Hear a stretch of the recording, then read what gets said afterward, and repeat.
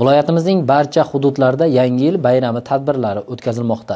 Ushbu joylarda harakat xavfsizligini ta'minlash uchun ba'zi ko'chalarda vaqtincha avtomobillar harakati cheklangan. Jumladan Farg'ona shahridagi Yangi O'zbekiston bog'i atrofidagi yuksalish, Islom Karimov nomidagi kichik halqa yo'lining bir qismi va Qashqar ko'chasida Al-Farg'oniy nomli istirohat bog'i atrofidagi sayilgoh, Al-Farg'oniy, Murabbiylar, Pahlavon Mahmud ko'chalarining bir qismida 2026-yil 5-yanvar kuniga qadar belgilangan vaqtlarda transport vositalarining harakati vaqtinchalik cheklanadi.